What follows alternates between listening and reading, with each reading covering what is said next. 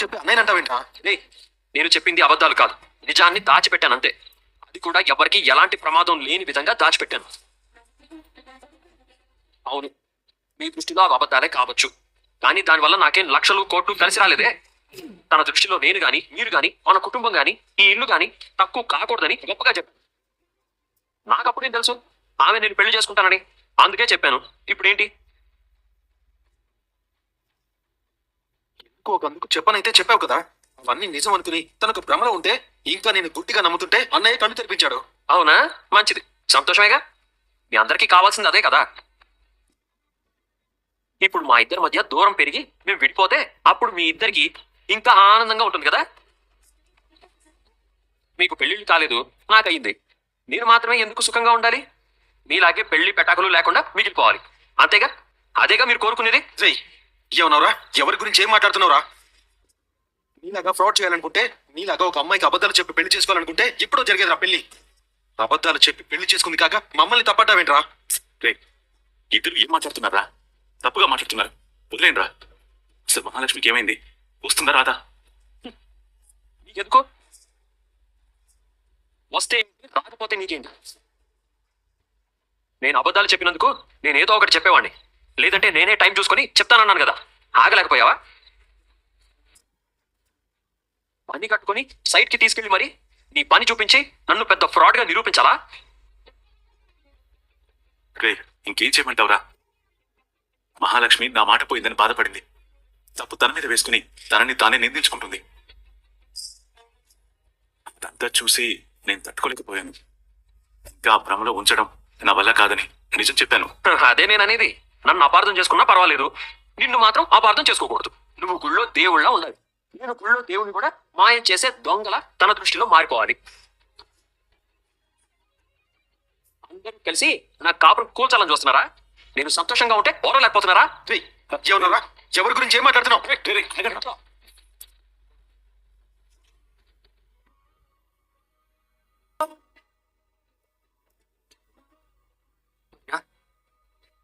ఏదైనా గొడవైందా మీ ఇద్దరికి? పెద్దన్నయ్య అబద్ధాలు చెప్పాడని కోపం వచ్చిందా?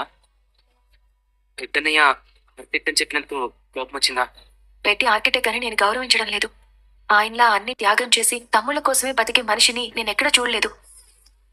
అలా మనిషి ఆటో నడిపేవాడైనా ఆర్కిటెక్ట్ అయినా నేను ఒకే విధంగా మర్యాద ఇచ్చి మాట్లాడతాను. కానీ ఎందుకు ఆ మనిషి అలా పెద్ద గురించి అబద్ధాలు చెప్పాలి? ఇక్కడికి వచ్చాక చూస్తే అతను చెప్పిన దానికి నేను చూసిన దానికి అంత రివర్స్ లో ఉంది. పోనీ అప్పుడైనా నిజం చెప్పుండొచ్చు కదా. చెప్పిన అబద్ధాలన్నీ నిజమని నమ్మిస్తూనే ఉన్నారు కదా. ఆఖరికి ఇవాళ నేను వెళ్లాల్సిన ఇంటర్వ్యూ కూడా ఫేక్ ఇంటర్వ్యూనే. అక్కడ అసలు వేకెన్సీయే లేదు, ఇంటర్వ్యూ జరగడం లేదు. ఊరికి ఇంటర్వ్యూ చేసినట్టు నటించి పంపించమని చెప్పారు. ఎందుకు నన్ను ఇంత ఫోన్లు చేయాలి? ఇంత మోసమా? ఇన్ని అబద్ధాలా? అసలు ఇంత గట్టిగా ఈ మనిషిని నమ్మినందుకు నా మీద నాకే కోపంగా ఉంది. చక్రి అన్నయ్య మీరు భయపడేంత చెడ్డవాడు కాదు వదినా. తమ్ముల గురించి మా ఇంటి గురించి ఎవరూ తక్కువగా అనుకోకూడదని నిజం దాచిపెడుతూ ఉంటాడు. అలా దాచుంటాడు తప్ప మోసం చేయాలని అబద్ధాలు చెప్పుండడు. అబద్ధాలు చెప్పాడు కాబట్టి మీకు మోసం చేసినట్టు అనిపిస్తుందేమో. ఆలోచించండి. మీరు తిట్టేశారు కదా, ఇక ముందు వాడు ఆ అబద్ధాలు కూడా చెప్పడు. ఇంకా చేశాడనుకుని క్షమించదురా. మొదటి నుంచి ప్రతిసారి నాతో గొడవ పడుతూనే ఉంటాను. హాయిగా ఉన్నారా? ఫ్రాడ్ చూసి నేను అసూయపడటం ఏంట్రా? నా లైఫ్ లో నేను ఎవరిని మోసం చేయలేదు, ఎవరికి నేను అబద్ధం చెప్పలేదు. ఆగరా, వాడేదో కోపంలో ఉన్నాడు, నువ్వెందుకు వాడిని ఇంకా రెచ్చగొడుతున్నావు? అనుకోకుండా చక్రి మాధవ మీద చేయి చేసుకుంటాడు. నేనే చేసేసుకుంటావా నిన్ను? చిన్నప్పటి నుంచి దేనికి ఒకదాని గొడవపడు. అన్నీ ఎందుకు పెట్టావు? జవాబు చెప్పు అనియా. ఎందుకు నీ మీద చేయి చేసుకున్నాడు చెప్పు. చెప్పనియా. అంతేం లేదులేరా, అనుకోకుండా చేయి తగిలింది. వాడివి కావాలనుకోవడం నీకోసమే ఇంతసేపు కంగారు పడుతూ ఉన్నాం. ఇంటికి వచ్చావు, అది చాలు. వెళ్ళి రెస్ట్ తీసుకోమ్మా. చక్రనియా నేను ఎందుకు కొట్టాడు? ఇక్కడని ఎవరు చెప్పారు? నేను చూశాను, నా కళ్ళారా చూశాను. చూస్తే వాడు కావాలని కొట్టాడో పొరపాటున తగిలిందో తెలుసుకోవాలి కదా. నీ చెంప మీద అన్నయ్య చేపట్టడం నేను వదిన చూసాం. అది కేశవ చెంప మీద పడాల్సిన దెబ్బ. ఇద్దరిని కొట్టుకోకుండా ఆపడానికి మధ్యలో నేను వెళ్ళినందుకు నాకు తగిలింది. లేదు, నువ్వు అబద్ధం చెప్తున్నావు. అబద్ధమని నీకెందుకు అనిపిస్తుంది? కనీసం నీకు సారీ అన్న చెప్పాడా? ఒకసారి వాడు ఎక్కడున్నాడు వెళ్ళి చూడు. నీకన్నా నాకన్నా వాడే ఎక్కువ బాధపడుతూ ఉంటుంటాడు. వాడేం కావాలని చేయలేదు. ఈ ఇంట్లో ఇంకా నా మీద చేయి చేసుకునే సంప్రదాయం మొదలు కాలేదు.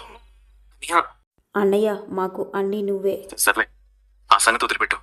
మీ వదిన ఎక్కడ కనిపించింది? గుడిలో ఉంది. చక్రన్నయ్య వదిన ఏదో మాట్లాడుకుంటూ ఉన్నారు. నేను వెళ్ళి నాతో తీసుకెళ్తానన్నాను. చక్రన్నయ్య ఒకడే వచ్చేసాడు. మేమిద్దరు వెనకాల నడిచొచ్చాం. ఏం జరిగిందో వాడు చెప్పకుండా తొందరపడ్డాడు. వదిన్ని సైడ్కి తీసుకెళ్ళి నిజం చెప్పినందుకు కోపం. మహాలక్ష్మి ఏమనుకుంటుంది ఏంటో. నీకు ఆపితే ఆకలితో నేను చేయబడిందే మోసం మనుషుడురా. దెబ్బ కొట్టిన చేతికి గాయం చేసుకుంటాడు చక్రి. రా, ఉండు. నీకోసం ఫిష్ ఫ్రై చేసి పెట్టాను. నీకు ఇష్టం కదా, నేనే తినిపిస్తాను. నీకు ముందు తీసుకోవడం కాదుగా. అంత మర్చిపోయావా అన్న? ఎన్నో ఇళ్ళున్నాయి. అన్నిళ్లలో అందరూ సంతోషంగా ఉన్నారని అనుకుంటున్నావా? ఏ గొడవ లేని ఇల్లే ఉండదు. ఇల్లు అన్నాక ఏదో ఒకటి జరుగుతూనే ఉంటుంది. ఏ ఇంట్లో ఏ గొడవ జరుగుతుందో నాకు తెలియదు, కానీ మన ఇంట్లో జరిగినట్టు మాత్రం ఏ ఇంట్లో జరగదు. ఆకలిస్తుందామా? దోశ శివనా? ఆకలేస్తే నేనే పెట్టమని అడుగుతాను. సరేమ్మా. పెద్ది, ఏంటమ్మా నన్ను క్షమిస్తారా? ఇంత పెద్ద మాట అన్నా వింటమ్మా. ఇది చాలా చిన్న మాట పెద్ది. నా వల్లే కదా ఈ ఇంట్లో ఎంత పెద్ద గొడవ జరిగింది. మీ మీద చేయి చేసుకున్న తమ్ముడు తనలో తనే కుమిలిపోయి ఏడుస్తున్నాడు. అతనితో గొడవ పడ్డ ఇంకో తమ్ముడు ఇంట్లో ఉండలేక బయటికి వెళ్ళిపోయాడు. ఇంకా ఈ తమ్ముడు, వీడి మనసులో వేల ప్రశ్నలు. ఈ గొడవలకు అంతం లేదనో, ఈ ఇంట్లోనే ఎందుకు ఇలా జరుగుతుందనో, ఏం చేస్తే ఇవన్నీ ఆగిపోతాయనో ఎన్నో రకాల ప్రశ్నలు వీడిని వేధిస్తున్నాయి. ఈ గొలుసు కట్టు కథకి ముగింపు నాకైతే తెలియడం లేదు. ఇన్ని జరుగుతున్నా మిమ్మల్ని మీ రక్త సంబంధమే కలిపొంచుతుంది. అలాగే అన్నిటికీ సర్దుకుపోయే మీ పెద్ద మనసు కూడా అందరినీ కట్టి పడేస్తుంది. కానీ ఈరోజు మీ పెద్దరికానికే చెంపదెబ్బ పడింది. కారణం నేనైనందుకు నాలో చాలా గిల్ట్ ఫీలింగ్ మొదలైంది. వాళ్ళ ఏమీ అనుకోద్దమ్మా. చక్రి నీ దగ్గర నిజం దాయడం తప్పు. ఇన్నాళ్ళు మేము కూడా నీతో నిజం చెప్పకపోవడం తప్పు. నాకు మనశ్శాంతిగా ఉంది. నీతో నిజం చెప్పాక చాలా పెద్ద భారం దిగిపోయింది. అలాగే చక్రి కూడా ఏదో ఆశించో నేను మోసం చేయాలని అబద్ధం చెప్పలేదు. వాడి నైజం అంతే. నువ్వు తప్పుగా అనుకోవద్దు. అసలు వాడు ఎంత బాధపడుతున్నాడో, ఎక్కడున్నాడో అమ్మా. ఏంట్రా ఇది? ఇప్పుడు ఏం చేయాలో తెలియడం లేదన్నయ్య. ఇప్పుడు ఏం చేయాలో అర్థం కావట్లేదు అన్నయ్య. నేను నీ మీద చేయి చేసుకున్నాను. పాపం చేస్తాను. నువ్వేమనుకుంటున్నావు? అన్నయ్య ఏమనుకుంటున్నాడు? మహాలక్ష్మి ఎంత అసహ్యించుకుంటుందో నాకేం తెలియడం లేదన్నయ్య. కానీ ఒకటన్నయ్య, ఇంకో జన్మెత్తిన నీ మీద మాత్రం చెయ్యొద్దు. దేవుడు అమ్మని తీసుకుని పోయినా ఇచ్చాడు అనుకున్నాను. ఈ చేత్తో ఇలా ఇది అయ్యో వదిలేనయ్యా, ఏం కాలేదు. పైకి కనబడే గాయాలే అన్నయ్య. 2 రోజులు పోతే తగ్గిపోతుంది. ఎంత పని చేసావురా? పిచ్చి పట్టిందా నీకు? ఈ చెయ్యి నీ మీద పడ్డందుకే బాధగా ఉంది. నువ్వు కావాలనుకోవట్లేదని నాకు తెలుసురా. కానీ ఒక్క మాట చెప్తాను వినరా. నువ్వు కేశవ గొడవ పడడం రోజుకి ఒక్కసారైనా మహా చూస్తుంది. నుంచి ఏమనుకుంటుందో, అసలు తను ఎంత భయపడుతుందో ఆలోచించు. నేను నీ మీద అనవసరంగా కోపం తెచ్చుకున్నాను అన్నయ్య. మరి ఏం చేయమంటావు? దేవుడు మాకెందుకు ముడివేశాడో తెలియదు. నిన్ను కాపాడుకోవడానికి నేను ఎన్ని అబద్ధాలు చెప్పాల్సి వస్తుందో, ఆ అబద్ధాలని నిజమని నమ్మించలేక ఎంత నలిగిపోతున్నానో నాకు మాత్రమే తెలుసు. మొత్తం చెప్పడం తప్పే, కానీ నా అంతటి నేను తనని పెళ్లి చేసుకోవాలని అనుకోలేదు. జరిగిందంటే నమ్మలేకుండా ఉన్నాను. మళ్ళీ తను వెళ్ళిపోకూడదని ఏదో ఒకటి చేసి ఆపాలని మాత్రమే చూస్తున్నాను. నిజం చెప్పమని నీతో ఎన్నోసార్లు చెప్పారు కదరా, నువ్వే వినలేదు. నాకేమో నీలాగా అబద్ధం చెప్పడం రాదు, నిజం దాచడం రాదు. ఏదో ఒక రోజు తెలియాల్సిందే కదా అని నిజం చెప్పేశాను. ఒక అబద్ధం ఎంత దూరం తీసుకొచ్చిందో చూసావా? నాకు కూడా అబద్ధం చెప్పడం ఇష్టం లేదన్నయ్య. కానీ అబద్ధం చెప్పకపోతే మనశ్శాంతిగా ఉండలేమని మాత్రం ఇప్పుడే తెలిసింది. నీ గుర్తునే ఉంటుంది కదా, మాకు చిన్నప్పుడు నాన్న జైలుకి వెళ్ళి వచ్చాడు. ఊళ్ళో వాళ్ళంతా మనల్ని ఏదో ఒకటి అంటూనే ఉండేవారు. వాళ్ళకి నేను ఏం సమాధానం చెప్పాలో తెలియని వయసు. ఆ వయసు పిల్లలు నన్ను స్కూల్కి వెళ్ళి ఆటోని ఎక్కడిచ్చేవాళ్ళే కాదు, ఇచ్చేవాళ్ళు కాదు, ఆడతానంటే దగ్గరికి రానిచ్చేవాళ్లే కాదు. బృందావనం అనే ఇల్లు నాది కాదని చెప్పుకుంటే తప్ప నేను ప్రశాంతంగా బతకలేనని చిన్నప్పుడు నాకు అర్థమవుతుంది. నాకు తెలియని వాళ్ళకి ఎప్పుడు నేను ఇంటి గురించి నిజం చెప్పలేదు, నాన్న గురించి నిజం చెప్పలేదు. అప్పటి నుంచి నాకు అలాగే అలవాటైపోయింది. అలాగని నువ్వు మేస్త్రిగా ఉండడం నమ్మసి కాదన్నయ్యా. నీ కష్టంతోనే కదా మేము ఇంత వాళ్ళమైంది. ఊహల్లో నేను నాకు అనుకున్న బృందావనం ఉండేదని ఆ బృందావనంలో మనం అంతా గొప్ప గొప్ప పొజిషన్లో ఉండేవాళ్ళమని ఆలోచిస్తూ ఉండేవాడిని. అలాగే అందరికీ అలాగే చెప్పేవాడిని. నీకు, కేశవకి, అన్నాకి అది చెప్పుకోవాల్సిన అవసరం లేదు. నేను రోజుకి 4 కస్టమర్లను చూస్తూ ఉంటాను. గొప్ప గొప్ప వాళ్ళని కలుస్తూ ఉంటాను. వాళ్ళ ముందు తక్కువ కాకూడదని మన ఇంటి గురించి గొప్పగా చెప్పడం అలవాటైపోయింది. అంతే తప్ప ఎవరిని కావాలని మోసం చేయడం లేదన్నయ్య. ఇప్పుడు నా వల్ల నువ్వు కూడా ఇబ్బంది పడుతున్నావు కాబట్టి ఛీ, నేను మార్చుకోవడానికి ప్రయత్నం చేస్తాను. చాలా సంవత్సరాల అలవాటు పోవడానికి టైం పట్టినా తప్పకుండా మార్చుకుంటాను అన్నయ్య. మహా ఒక్కతే కూర్చొని ఉంటుంది. అక్కడ ఆదినారాయణ వచ్చి చూడగానే ఒక్కసారి వాళ్ళ చెల్లెలు చెప్పిందంతా గుర్తు తెచ్చుకుంటూ ఉంటుంది. వాడు మా అన్నయ్య కాదు, తన భార్యని చంపి జైలుకి వెళ్ళిన విషయం మొత్తం గుర్తు తెచ్చుకొని భయపడుతుంటుంది. తీసుకో తీసుకో అమ్మా. ఒక పేపర్లో ఒక పల్లి చెక్క ఉంటుంది, అది తీసుకొచ్చి ఇస్తాడు. అది తీసి చూసినాక ఆ పేపర్ ఏంటంటే టూలెట్ అని ఉంటుంది. ఆ నెంబర్ చూస్తుంది మహా. ఏం చెప్పాలని వచ్చారు? దేని గురించి అబద్ధం చెప్పాలని వచ్చారు? నేను ఎలాంటి పరిస్థితుల్లో వద్దు. తల్లికి మందులు కొనడానికి డబ్బులు లేక మెడికల్ షాప్ లో మందులు దొంగతనం చేసినట్టు, తమ్ముడికి చెల్లికి ఆకలేస్తుంటే రైలు దిగి బండ ముక్కలు దొంగతనం చేసినట్టు, ఇలాంటి కథలన్నీ ఎన్నో సినిమాల్లో చూసినట్టు మా పెద్ద చెప్పాడు. ఇప్పుడు మీరు అలాంటి కథలే చెప్తారా? జనరేషన్ మారింది, వెళ్ళండి. మీరు అపార్థం చేసుకున్నారు. అవును, బాగా అబద్ధం చేసుకున్నాను. అర్థం చేసుకునుంటే మీతో చచ్చినా వచ్చేదాన్ని కాదు. మంచివారని, నిజమే చెప్తారని, నిజాయితీ పరులని అపార్థం చేసుకున్నాను గనకనే ఇంత దూరం వచ్చాను. పోనీ ఇందాక జరిగింది కూడా విధి మీతో ఆడుకున్న వింత నాటకమే అంటారు, అంతేనా? అన్నయ్యని నేను కావాలని కొట్టలేదండి. ఇంకా ఆపుతారా? మీ నటన భరించలేకపోతున్నాను. ప్లీజ్, నాకు తలనొప్పిగా ఉంది, వెళ్ళండి. అయినా మీ ఇంట్లో ఉండి మిమ్మల్ని వెళ్ళమండం కరెక్ట్ కాదు, కానీ తప్పడం లేదు. తప్పుగా అనుకోకుండా వెళ్ళండి ప్లీజ్. నాకులాగే ముందుకేసిపోయింది. ఏకేస్తే ఒక్క దెబ్బకి 2 ముక్కలైపోవాలి.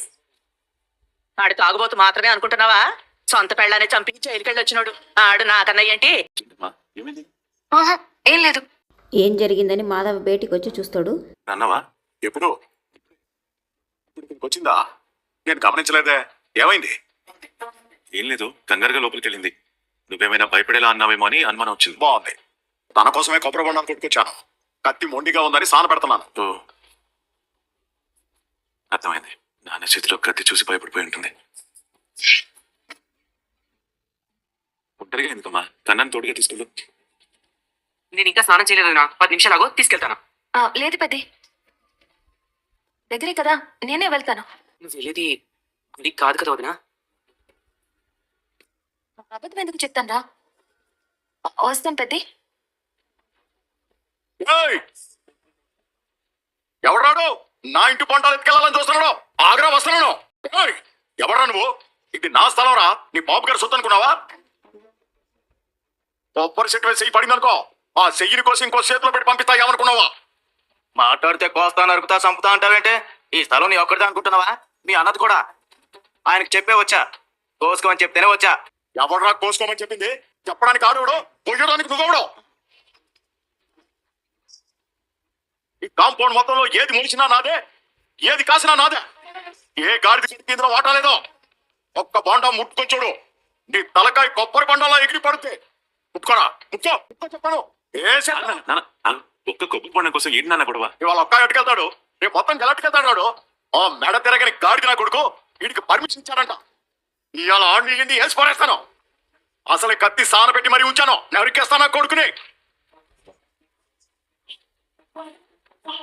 నానా వద్దు నానా, వదిన భయపడుతుంది. నాదంటారు, రేపు చెట్టు నాదంటారు, ఎల్లుండి ఇల్లే నాదంటారు. ఒక్కడన్నా వేసేస్తే ఇంకోటి దారికి వస్తాడు. ఈ ఇంట్లో ఇక ఉండకూడదు, నేను వెళ్తున్నాను పెద్ది. కొబ్బరి బొండం పోతేనే ఏదో కోట్లు పోయినట్టు ఆభిహం చేస్తాడేంటి? చూడు, ఇంట్లో తండ్రుకోడలు తిట్టుకోవడాలు తప్ప ఒకరికొకరు ప్రేమగా మాట్లాడుకోవడాలు ఉన్నాయా? దానికి బృందావనం అనే ఒక గొప్ప పేరు. అసలు దీనికి బృందావనం కాదు, గొడవల వరం అని పెట్టాల్సింది. అప్పుడు కరెక్ట్ గా సరిపోయింది. రేకన్నా ఏమైందిరా? ఆయన గురించి మనకు తెలిసిందే కదా. మనకు తెలుసు కానీ వదినికి తెలియదు కదా. ఎవరి ముందు ఎలా ఉండాలో తెలుసుకోవాలి కదా. రాజా సాబ్ లో ప్రభాస్ లాగా నుంగి ఎత్తుకొని మరి గొడవ వెళ్తున్నాడు. ఆయన ఏమైనా హీరో అనుకుంటున్నాడా? వెళ్ళిపోయింది. వదిన ఇంకా తిరిగి రాదు. కదరా, ఎందుకు రాదు? ఎలా వస్తుంది? నేను నువ్వేమో తీసుకెళ్లి నిజం చెప్పేశావు. ఇప్పుడేమో నాన్న తొక్కల బొండు కోసం వదిన ముందే వాడితో రచ్చ రచ్చ చేశాడు. ఆయన ప్రవర్తన మాట తీరు చూశాక నాకీ భయం వేసిందనియా. అలాంటిదంత గొప్ప ఇంటి నుంచి వచ్చిన వదినమ్మా భయపడకుండా ఉంటుందా? నాన్న చేష్టలకి బెదిరిపోయి ఉంటుంది. అందుకే ఎప్పుడు నన్ను తోడుగా తీసుకెళ్లి వదినేమో ఇవాళ ఒక్కతే వెళ్ళింది. ఇలాంటి ఇంట్లో ఇలాంటి మనుషుల మధ్య ఎలాంటి అమ్మాయి ఉండదు. ఇంకా వదినేమంటుంది ఖచ్చితంగా ఇంటికి తిరిగి రాదు. రే, అలాంటిదేం జరగదు. నువ్వు ఎక్కువగా ఆలోచిస్తున్నావు. నువ్వే తక్కువగా ఆలోచిస్తున్నావు అన్నయ్య. అయినా నా పిచ్చి కాకపోతే దేవత లాంటి వదిన మనలాంటి వీధి రోడ్ల మధ్య ఇన్ని రోజులు ఉండడమే ఎక్కువ. బాగుంది. అది calling bell sound. Calling bell కి కుక్క సౌండ్ పెట్టుకున్నారా? అవును, కుక్కను పెంచుకుంటే ఖర్చు అని, సౌండ్ పెట్టుకుంటే సేఫ్ అని. ఇంకోసారి నొక్కనా? కానివ్వండి. సర్వభౌమారావు గారు, ఏం? అందుకేనా మీ ఇంటి నెంబర్ అడిగితే ఓ బావుబాగాడిల్లా చి గారిల్లా అని అడిగారు? అవును, కొంతమంది కుక్క బావురావుని కూడా. నీకేం కావాలి? టులెట్. ఆ బోర్డు అద్దెకివ్వను. పైన రూమ్ ఉంది, అది మాత్రమే అద్దెకిస్తాను. నాకు కావాల్సింది బోర్డ్ కాదు, రూమే. ఎంతమంది ఉంటారు? మంద లేరు, నేను ఒకదాన్ని. ఏం చేస్తుంటావు? చదువు అయిపోయింది, ఆర్కిటెక్ట్ చదివాను. మంచి ఉద్యోగం కోసం వచ్చాను. ఏ ఊరు? భద్రాద్రి. నీకు పెళ్ళయిందా? మరి మీ వారేం చేస్తుంటారు? నీతో ఉద్యోగం చేస్తూ ఇంట్లో కూర్చుని వంట చేస్తుంటారా? మా వారు వంట చేస్తారు, కానీ ఇంట్లో కాదు, ఇటలీలో స్టార్ హోటల్లో షెఫ్ గా చేస్తున్నారు. మరి ప్రస్తుతం ఎక్కడ ఉంటున్నావమ్మా? రూమ్ చూపిస్తారా అంకుల్? సో అవి రూమ్ చూపించమంటావు, అంతే కదా? మరొకటి ఆపి అనాలి. రూమ్ విత్ ఫర్నిచర్ నచ్చిందా? నాకు నచ్చింది, నా బడ్జెట్ లో వస్తే చాలు. సరే రండి. రెండింది అంకుల్. 10,000. 10,000? పదే అంకుల్ అంకుల్, సింగిల్ రూమే కదా? విత్ ఫర్నిచర్ కదా. ఆ వాష్రూమ్ అంత లేని రూమ్ కి 10,000? 2 నెలల అడ్వాన్స్, రన్నింగ్ మంత్ రెంట్, మొత్తం 30,000 అడ్వాన్స్. 30,000? 30. నీ వల్ల కాదంటే చెప్పు, రోజుకు 10 మంది చూడటానికి వస్తున్నారు. నాకు ఓకే అంకుల్. టోకన్ అడ్వాన్స్ 3,000 ఇవ్వాలి, లేదంటే రోజుకు 30 మంది చూడటానికి వస్తున్నారు. ఇందాక 10 మంది అన్నారు. రేపు 30 మంది వస్తున్నారంటాను. అనొద్దు. మిగతాది లోపలికి వెళ్ళే ముందే ఇవ్వాలి. అలాగే. ఎప్పుడు వస్తున్నావు? రేపే. మంచిది.